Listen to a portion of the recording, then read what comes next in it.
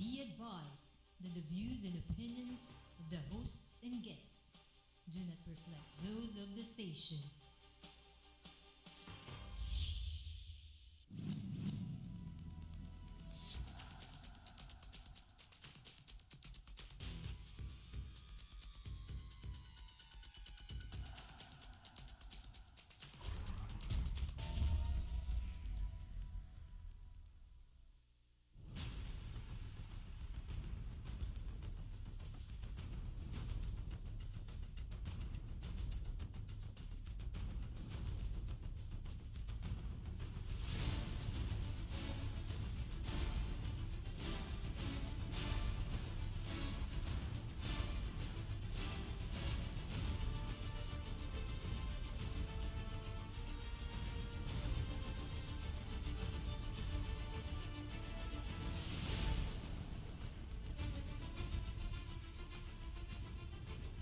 Good evening, Philippines. Maayong gabi sa Tibok, Mindanao, Visayas, ug sa Luzon. Kasama na rin po ang Sabah. Ako po si Eric Espina. Ito po ang Republika. Nagsusuot pa rin po tayo ng itim sa pagkakataong ito sa ating programa sapagkat tayo'y nalulungkot sa mga kaganapan na nangyayari sa parte ng Sabah kung paano ilang pang mga Pilipino ang nadadagdagang namamatay.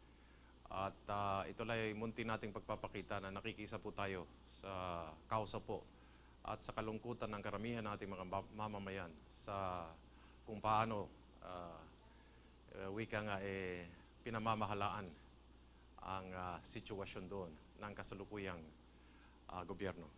Anyway, we're going to pause from national politics and we're going to focus on local politics this time. We're going to focus on a very important city, which is Quezon City. And this will be part 2 of the previous series which we came out with last time. We're very fortunate to have here Mrs. Jennifer Kalalay, who is a councilor aspirant. And we have former barangay captain Von, or as they say in German, Von Yalong, from Barangay N.S. Amoranto, or Norberto S. Amoranto, a former mayor of Quezon City. Magandang gabi sa inyong lahat. Welcome sa programa. It's a pleasure to be on your show, Eric. Yan. Yung Kalalay, parang hindi na masasabi natin, it's not an unfamiliar name in politics, no? Kasi kilalang pangalan na yan sa Quezon City. So, magtatanong ibang tao, aling kalalay ho kayo sa eskema ng Quezon City? Ako yung May bahay? may bahay ng dating congressman ng Quezon City. Sa first district po ito, no? First district. Okay. At yung husband ninyo, para lang dun sa mga, para lang matandaan. Opo, opo. What was the name of your husband po? Para His name was Reynaldo A. Kalalay. si Ray Kalalay. Ano na ho ginagawa ngayon ni Congressman? Actually, patay na ho siya. Oh, I'm sorry to hear that. Yeah, Really? 10 years ago, yeah. 10 years ago? Bakit hindi ko kagad kayong Hindi po. kumalili? Ah, Uso ho ngayon yan pag, di ba, pag pwede pa kang maging presidente Opo. pag namamatay yan Opo. Kaya lang, nagbigay po tayo nung panahon na yon dahil sa pakiusap po ng ating congressman ngayon, Bingbong Crisologo. Okay. That time, supposed to be, I'll be the one. Okay. So pinagbigyan niyo si Bingbong? Yes, and to my brother-in-law din. Ganon din. Okay. So And, yung brother-in-law niyo ngayon ang incumbent? Incumbent, Okay. yes. I'm not very well versed with Quezon City politics, except that I have some friends there. But basically, I haven't really been following Quezon City politics. But now, desidido na kayong pumasok dito sa masalimuot na mundo ng politika. Opo. And this is your first foray into public office? Yes. Okay. Pero pwede naman natin pagmamalaki, hindi nyo kauna-unahang pagkakataon Hindi na babuksan ang isip nyo sa pamumulitika naman. Hindi po. Sapagkat Ray Kalalay has been 16 years in... Public service. no, not 16 years. 16 years in as a barangay captain of our barangay Damayan. Kasama na ho sa public service yun. That's 16 years only, yeah. Oo. And then he was elected as city council, Okay. and then 8 years in also in Congress. Congress. And then, hindi niya natapos. Namatay siya. Wow, sayang naman, ano? Yeah. Nakakalungkot. Ilan ho ang supling ninyo? 3 po. 3. Tapos, sila naman ay mahilig mamulitika? Hindi rin? Actually, hindi eh. Hindi sila mahilig? Hindi. Ganun. Not one of them is interested in politics? Not one of them. Okay, wala kayong na-cultivate? Wala eh. Wala talagang interesado. They don't want Okay. politics. Kasi, namulat sila since, nung bata sila. Bata pa sila doon. Ang daddy nila is barangay captain, magulo ang, ang bahay, kahit na maliit, maraming Oo, tao, no? Oo. Every morning, yan ang aming nakikita nila, tao. Oo. Yan ang sabi nila, paggising mo sa umaga, 'di ba? Breakfast at taong bayan ang Taong kaharap bayan. mo, 'di ba? Oo, panghimagas yung taong bayan. Yes. Oo. Pag wala yun, malulungkot ka. Tama, okay. Von. Yes. Von na lang yung tatawag kasi hindi maintindihan ng tao pag sinabi kong phone. Kasi sa German, no? Why did your father call you Von? Actually, it's my grandfather who gave me Grandfather. that name. Okay. Oo. Okay. Siguro, alam niyo naman yung batch ng mga lolo natin, puro Mga- mga pre-war ang mga ano niyan. Okay. So, yun ang naipalangalan niya sa akin, Von. Okay. Your father was never into politics. Your grandfather was never into politics. No. Never. How about your Oo. father? Hindi rin po. I'm the first in our family. So to sa run. makatuwid, nagkatotoo yung ipinangalan ng ng grandfather mo, no? Because no, public service is a form of nobility, Yes. 'di ba? So magaling ang ang vision ng grandfather. Did your grandfather live long enough to see you in public office? Hindi po. He died when I was Sayang. still a young boy. Talaga. Oh, that's very sad. But did you ever see yourself in public office in politics, no?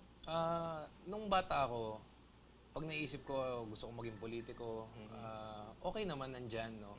Pero I never really dreamt about being a politician. Hanggang dumating yung time na pinatakbo ko na barangay captain, no? Okay. Doon na nag-umpisa. Pero hindi mo talaga pinangarap siya eh. Okay, dadaan ko sa biro, Buhay pa ba yung nag-udyok sa yung tumakbo? Oo. Buhay pa? Ganun ba? Opo. Bakit ka naman niya inudyokan? I mean, why? What brought this on, the invitation for you to run? In 2010, I became Quezon City's youngest barangay captain at Okay. the age of 23. Okay. No? Prior And to you still that, hold that record? Hindi na? until Hanggang now. ngayon, ikaw pa rin? Until now po. Okay. Galing. And then? Nag-umpisa lang po yun sa street namin kasi sa mga barangay. No? Yung daddy ko talagang nag-udyok sa akin na tumakbo. Okay, kaya pala dapat buhay pa. Dapat. Okay, sige. Yung daddy ko nag-udyok. Okay.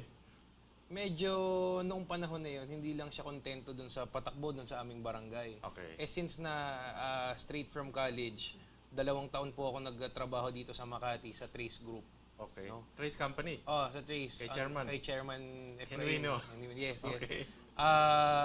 Bumulik po ako sa company namin. Medyo sabi niya, ayusin mo nga itong barangay natin. Hindi ako satisfied sa cleanliness, sa clean and green. So, bigla na lang, pinatakbo niya na lang ako. Yung barangay captain. Ng barangay captain. You have a complete slate? O ikaw lang?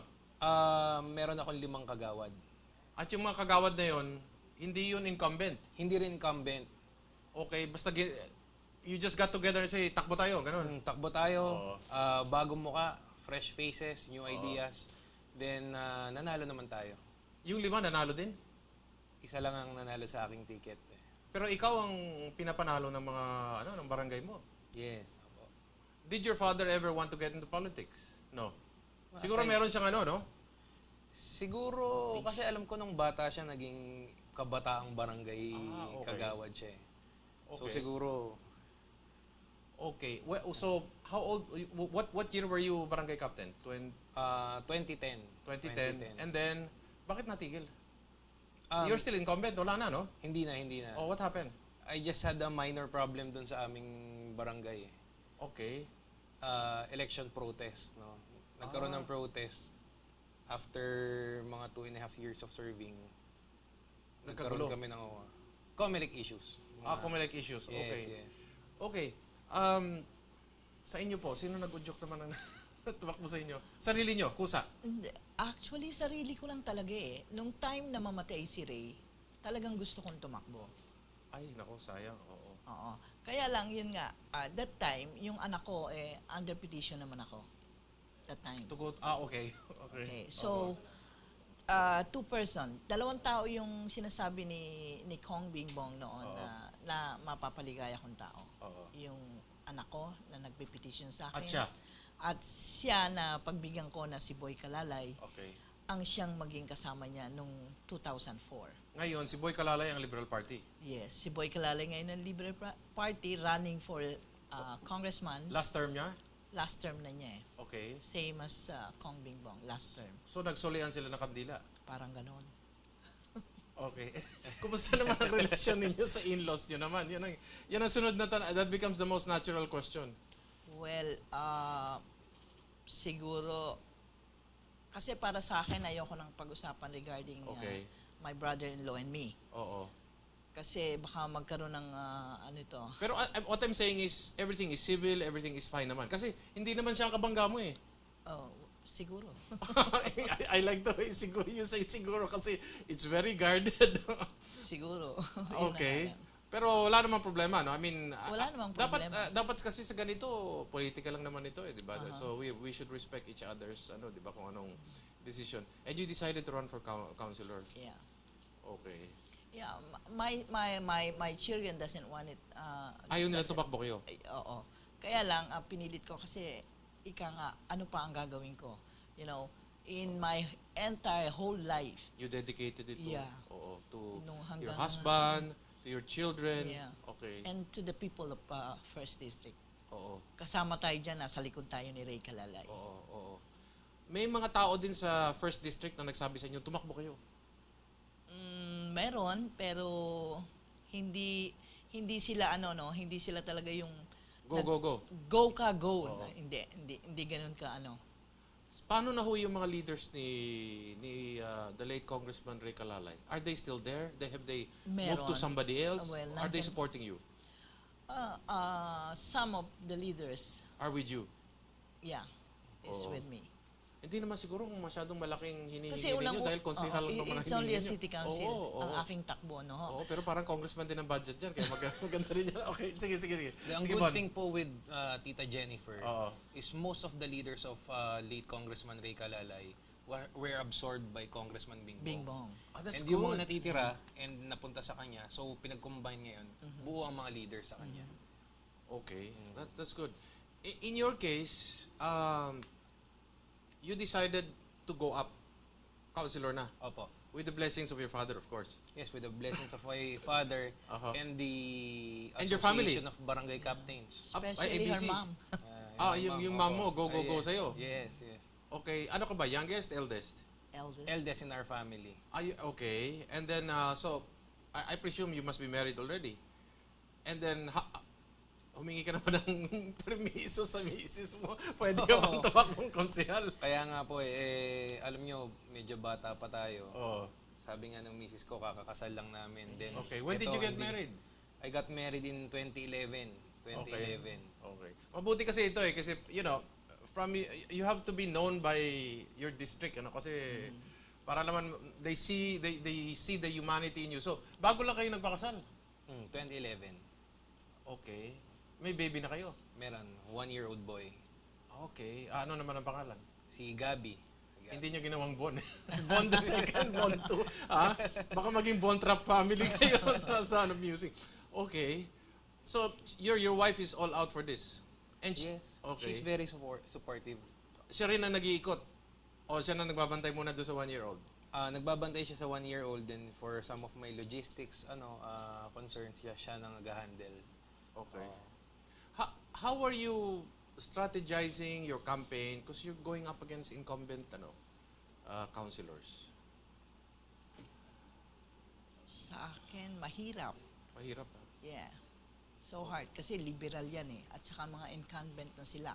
Okay. Yung mga tao, Ika nga ang... anong reception ng mga tao sa inyo? Pag nalamang, kayo ho ang may bahay ni Congressman Ray? maganda po. Oo. Sa lahat po ng 37 barangay, maganda po ang reception ng mga tao. Okay. In every barangay po na napuntahan namin, Okay. Bon will maybe Verify this. Oo. kokontra, yeah. Oo. Even my colleagues. I'm sure they remember you because sa likod nung husband niyo nandiyan kayo eh. Yes. 'Di ba? Some, yung iba po, no, they remember, pero yung iba, oh, siya pala. Oo. Yung wife. And then, yun na, they will kiss me, they will hug me. May ibang lumalapit sa inyo na, uy, parang natatanda kayo, may mga ganon. Meron po. Oo. Marami po. Siguro naman, they will support you for... What programs do you feel have been left unattended by your late husband, which you strongly realize that you must continue this legacy, you must continue the fight, you must continue his crusade. That's why you're running for public office. Yeah. I remember the lingap. Lingap para sa mamamayang mahihirap. Okay, which is basically... Yung mga livelihood Okay. na para sa mga kababaihan. Okay. Usually talaga ginawa ni Rayan para sa mga kababaihan, hindi lang para pangkalahatan. Okay. At matulungan yung mga kabataan na naliligaw din ng landas. Okay. Ngayon marami yan. Yeah, which is si Bon ang para dyan. Si Bon sa ang amin. sa team ninyo, si Bon ang kakatawan sa mga kabataan. Kabataan, sapagkat siya yung nakababata sa aming lahat. Okay. And what is your contribution to the team? I mean, how are you putting, your own suggestions, your inputs, in order to put together a comprehensive campaign strategy or program so that it becomes palatable, acceptable to the entire First District of Quezon City? Yes, kasi we always have meetings with Congressman Bingbong. Okay. And then during those meetings, talagang nagkakaroon kami ng mga Parang brainstorming. brainstorming focus group. Okay. No? So lumalabas naman, and we all have our equal shares, of Okay. contributions. In your case, ano ang gusto mong talagang panindigan at gusto mong isulong sa Sa grupo Quezon ninyo? Oo. Sa Quezon City, well, kami may sarili kaming mga pinaglalaban. Advocacies, yes. Advocacies. Ako, there are 1.8 million youth sa Quezon City, mga school age group, no. Okay. And as the representative of those youth, gusto kong palakasin yung ALS namin, yung Alternative Learning System. Okay. Then yung mga scholarships, makapagbigay ng maraming scholarship grants. Von, I'll cut you short. Yung ALS mo, ano ito? For special children or we're talking about just youth in general or out-of-school youth? Out of school youth, Okay. yung ALS natin. So hindi ito for special kids kasi sinasabi alternative learning eh. So this is for out-of-school youth. For out of Okay. school youth. Ano yan? Anong nasa sa isip mo para sa mga out-of-school youth? Paano natin sila matutulungan? Yung ALS kasi effective na ngayon, no? Yung ginagawa ng city government in cooperation with the barangays. Oo. Siguro sususugan ko lang ng dadagdagan lang natin ng pondo. Okay. Yung programa na yon. Then magiging okay na siya. Okay. And then you mentioned another thing aside from ALS. Scholarship grants. Okay. How will that work as far as the city is concerned? Well, in my experience as a barangay captain, marami na akong mga nakausap na mga companies, no, Okay. around our area. Okay. No, hinihimo ko sila na magkaroon ng mga scholarships doon sa aking mga constituents. Oo. And citywide, sa city level, I plan to do the same. The last time that your colleagues were here, they were talking about the possibility of hiring within Quezon City employment within Quezon City. Like, for example, may papayagan kayo isang establishmento, di ba meron yatang batas or ordinance na I think 20 or 10% or 30% employees of that particular establishment should come from Quezon City. Yes. I don't know whether that has been brought about by your discussions, but I think that's a very good thing kung maipatupad nyo yan because usually hindi nangyayari yun eh. Oo nga po. Opo, ang importante lang po kasi yung talagang nasa executive department ng aming syudad, talagang maipa-implement. Oo. Kasi laws are good, no? Pero kailangan pa rin implementation eh. Summer jobs. Have you tried looking at the possibility of summer jobs for youth, mothers, can they get a summer job? They can get an alternative form of employment. Are you exploring towards that Yes. towards that end? In my experience, we've been doing that. Okay. No, mga companies around the area. Okay. Even May summer sa akin- job? May summer job. Then Okay. even sa barangay, no, gumagawa ko ng paraan para yung mga tao sa area namin, yung mga kabataan magkaroon ng trabaho kahit mga clerical na maliliit diyan, clerical jobs diyan. Nabibigyan ko po sila nung ako'y barangay captain. Pwede mag-OJT sa barangay, no? Lalo na pwede yung po. Pwede. mga bata, no? Mm. I think, Ms. Kalala, your focus will be on mothers. Mothers, yeah. Okay. How about mga single mothers? Do you see that in the realm of your advocacies? Lalong-lalo na kasi maraming mga single mom ngayon. Correct, oo. At mga bata pa yung iba. Yes, Oo. meron tayong mga 14 years old, Yes. single mom na. Oo. So, yan ang tututukan ko, yan ang posibilidad na gagawin ko pag ako'y naluklok. Aha. What other avenues in terms of family life would you like to put your hand into it and say, this time not just my husband's advocacy, not anybody's advocacies, but this will be Jennifer Kalalai's advocacy. So Yes. that they will remember me na, pag ito, isa ito, identified sa akin. Yun yung regarding sa mga kababaihan talaga. Mhm. Ipo-focus ko yung sa mga kababaihan na sila'y, marami kasi mga bata na Okay. na wala silang knowledge, no? Oo. Kailangan yan matutukan. Kukuha tayo ng mga, para ma-train sila Oo. ng ganitong, parang magkaroon sila ng small business na makaya Oo. na bibigyan natin ng pondo yan para makaya nila na mag-start sila on their own at iti-train sila kung paano gagawin yung business na yun.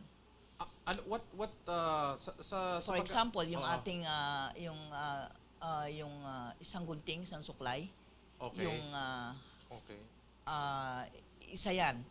And then yung tinatawag natin Para na maging hairdresser sila. Yan ang magandang tawag yun, nila, hairdresser. oo, tapos yung Oo. Baka mas imbis na babae, baka mas marami mga bakla ang Homosexual. pumasok diyan, ano? Oo. pwede rin. Basta Oo. Open naman tayo, wala namang problema. Wala. Oo. Oo. Open tayo dyan. So dapat ang gawin yung advocacy, hindi lang single mothers, pati Mga homosexual. mga bakla ho. Mga bakla. Okay. Dapat pati mga bakla siguro. Meron ba kayong grupo na para Meron bang po. kung meron kayong mga angels na mga babae, may mga angels Meron kayo po, na tumutulong sa inyo? Meron po. Meron. Meron din Marami. kayong mga dapat? Meron. Bakla at tomboy na tumutulong sa inyo? Meron Opo. po. May grupo. Actually, mas effective nga yan sila kasi mas maiingay ho yan eh. At Okay. mas masisipag Mas sila. masisipag yan. Okay. Yung Masisipag ating po mga silang kasama lahat. sa At third nakikipaglaban. Opo. Nakikipaglaban yan. Pag hinawakan ka nila talagang Nakikipaglaban They'll do din their sila sa kapwa nila mga Ha? mga kandidato nila. Yan. Oo, kandidato nila. Lalo na yung mga kapwa nilang kabaro nila. Pag iba dinadala, talagang nilalabanan nila. Nakikipag-away sila. Ano hong pangalan ng grupo ninyo? Baka para naman banggitin natin para naman matuwa sila na oy Under- binanggit kami ni Sir Bon o ni Under Mrs. ho Kalalay. kay, under ho kay Congressman Crisologo, kay Tita Rita Okay. Siga. CGA. A. Crisologo Gay Gay Association. SIGA. Pero CIGA. Opo. CGA. CGA. Yeah. It's Oh, Crisologo logo. Gay Association. Okay. So yan ngayon ang silang Sila ang po. kumikilos. Mm. Okay. Sayang wala kayong dinala ditong para Si para makausap natin at sabihin natin kumusta naman ang but they're very active. Yes, they are. Okay. Ano ho ang focus ninyo diyan sa CGA? Kasi magandang term siga. Mhm. Okay. Talagang mga siga sila, no? So what do you see how can we help and harness the talent of these individuals for Quezon City?